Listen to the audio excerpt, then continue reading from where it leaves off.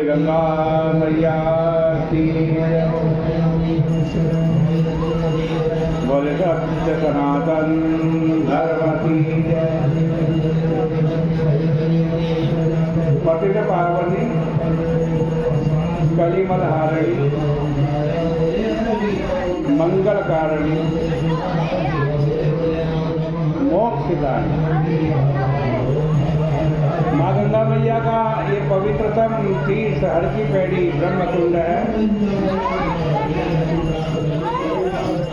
गीता जी की चर्चा में आप दूसरे अध्याय से श्रवण कर रहे थे। भगवान कह रहे हैं कि मैया वैश्य मनोए मां नित्य युक्ता उपासते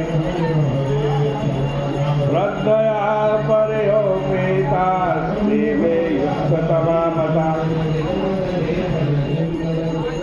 भगवान अपने युक्ततम भक्तों का लक्षण बतला रहे हैं। पहली बात आपको बतलाई कि मैया वैश्य मनो ये मां, जो अपना मन मुझ में आविष्ट कर लेते हैं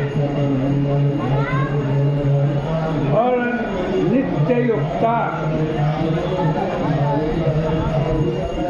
उपासते, नित्य मुझसे युक्त रहते और मेरी उपासना करते। श्रद्धया पर्योपेता,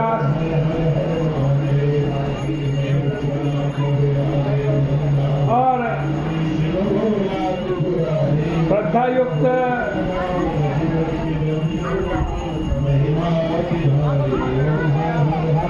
होकर के मेरी उपासना करते हैं। मेरे मत में वे युक्ततम है। यहाँ जरा मई कार्य चल रहा था। कल बताया मई का अर्थ या तो भगवान का विराट रूप करो, मई का अर्थ विराट न करना चाहो, क्योंकि अर्जुन भगवान के विराट रूप को देख करके व्याकुल हो गया था और उसने कहा था प्रभो तेने रूपेण चतुर्भुजेन सहस्रबाहो भव विश्वमूर्ते। भगवान से कहा प्रभु आप अपने चतुर्भुज रूप में ही आ जाओ। तो भाई भगवान के इस चतुर्भुज रूप में, इसमें शंख चक्र गदा पद्म धारण किए हुए हैं, उसमें अपने मन को आविष्ट करो। इस विश्व को उत्पन्न करने वाली जो संस्कारों की धारा है वही विश्व का बीज है। उसी को कारणवारी या कारणार्णव कहते हैं। उस विश्व की बीज रूपा संस्कार धारा में जो चैतन्य रूप से विराजमान है वे नारायण हैं। उन सर्वज्ञ सर्वशक्तिवान सर्वांतर्यामी में अपना मन आविष्ट करो। जैसे लोगों को प्रेत का, धन के लोभ का, क्रोध का, काम का आवेश होता है और उस आवेश में मनुष्य अपने को भूल जाता है। जिसका आवेश रहता है फिर वो ही रहता है। इसी प्रकार अपने व्यक्तित्व को भूल जाओ। अब देखो कि तुम्हारे हृदय में एक कमल है,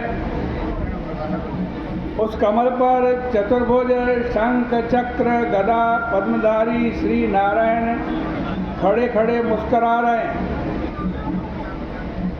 मन में अपने को नारायण के चरणों में डालो और मन से ही उनका चिंतन करो कि वो तुम्हारे मस्तक पर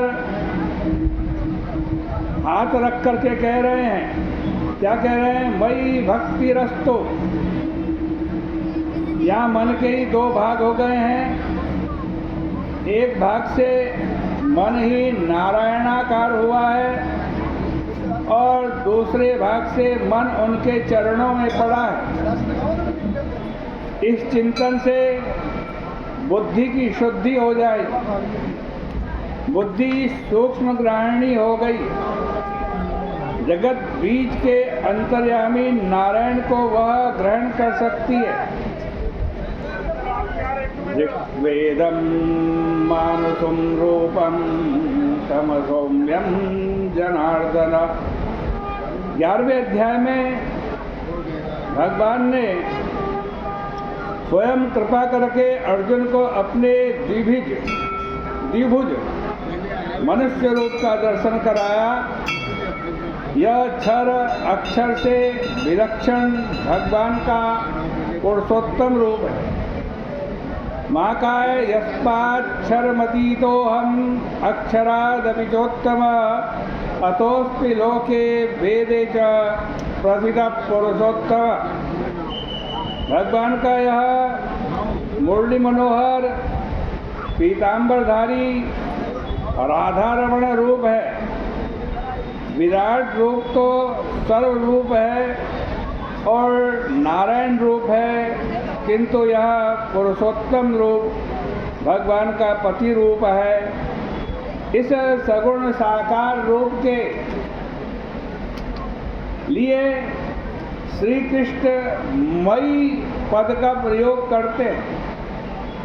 सौकौमार्य, सौंदर्य, सौशील्य, वात्सल्यादि निखिल सद्गुण गणैकधाम आनंद मात्र कर पाद मुखोदरादि।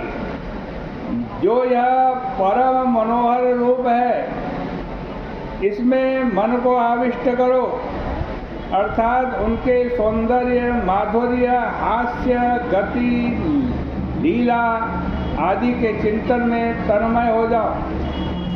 जैसे कोई नशे के आवेश में होता है, वैसे ही बिना पिए यह प्रेम का नशा है।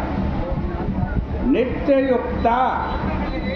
अब भगवान कहते हैं सावधान रहो और सदा भगवान से जुड़े रहो।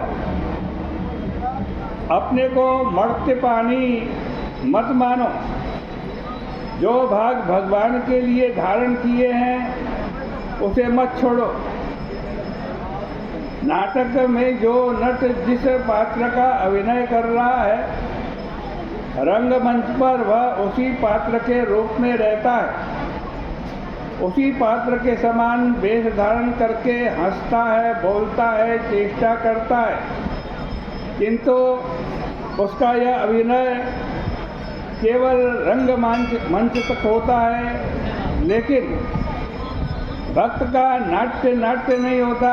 उसे स्वभाव बनाना पड़ता है, सदा उसी भाव में रहना है। जो विराट में मन लगाए हैं वह सबको अपना स्वरूप देखता है, सब में भगवान को देखता है।